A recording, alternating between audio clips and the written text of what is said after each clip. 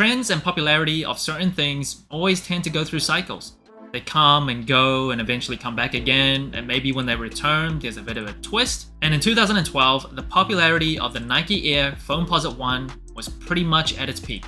That was when the Foamposite Galaxies released, and that was one of the most hyped and popular sneaker releases ever.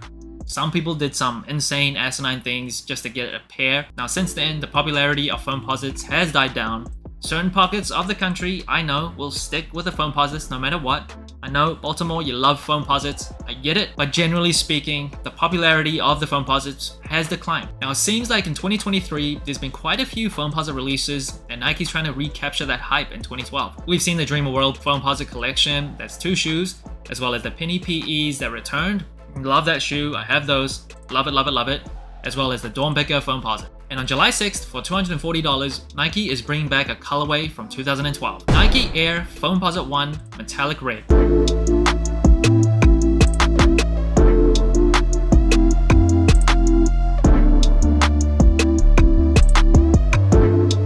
So the Foamposite, if you didn't know, was inspired by a beetle.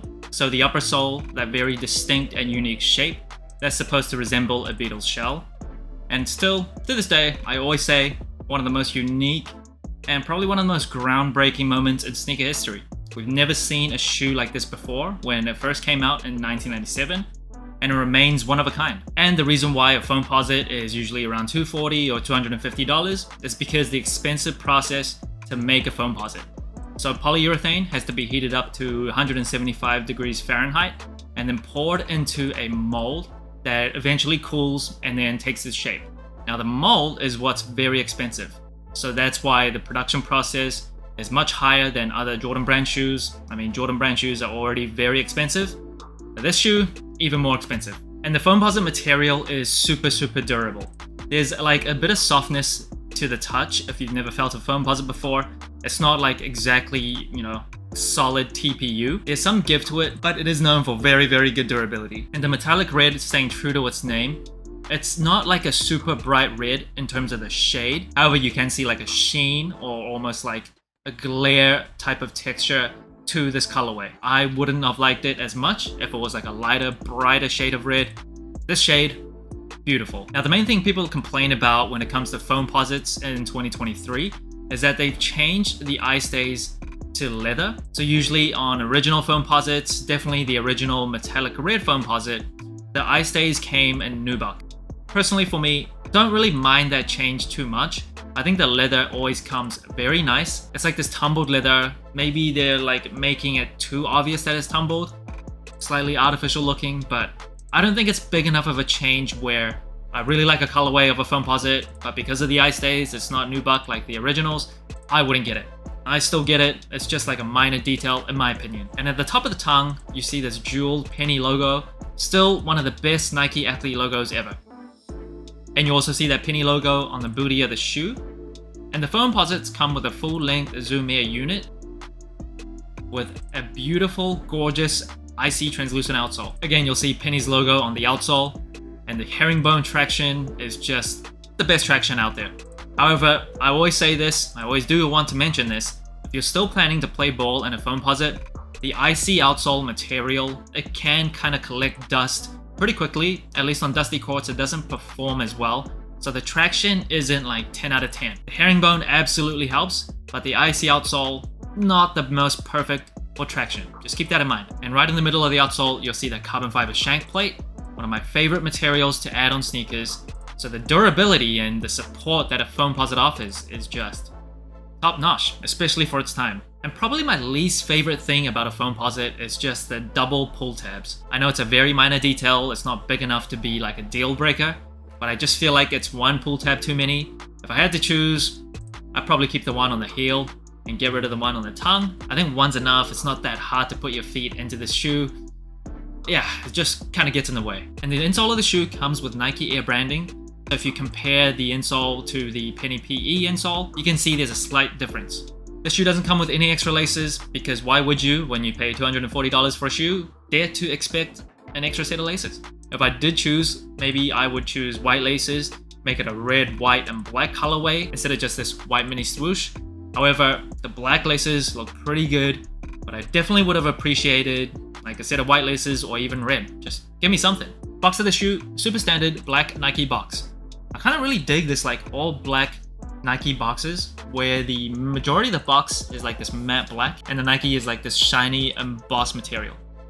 Kind of looks very sleek.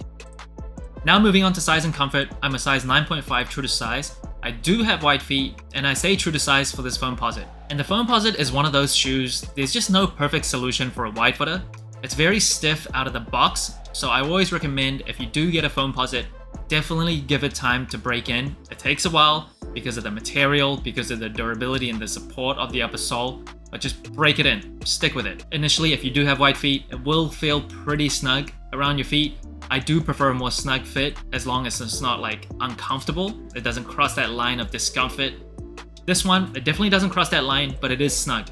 The padding inside is very sufficient, so it like wraps around your feet. You can see starting from the heel, there's like inner padding. So it does keep your feet locked in place and it wraps right around your feet. If I had to go up half a size, which I have done before in Foamposites, I found that after breaking the shoe in, it's just slightly too loose, slightly too long, especially around the ankles. I always feel like the shoe's gonna come off right around the ankle. So for Foamposites, even if you have wide feet, I do recommend staying true to size, wear thin socks when you initially get the shoe, give it time to break in. Apart from that, you can definitely feel the durability and the support on this shoe. It's not the lightest shoe, despite the carbon fiber shank plate, which definitely has weight savings, but the cushioning with the Zoom Air unit feels good. It's not the softest shoe. You can feel the durability kind of imposed on you, if you will, and I kind of like it. I'm not a huge fan of the super soft shoes nowadays, so the Foamposite, a pretty comfortable shoe despite the long break-in period. Now that brings the total sole score for the Foamposite Metallic Red to 16 out of 25. Right around average compared to other general releases, so the same score as the Jordan 14 Laney, the Jordan 7 White Infrareds. And if you want to know the sole score for all the shoes that I've reviewed, go to soleinclined.com and it's all there. Colorway wise, it's a red and black shoe, can't really go too wrong with it.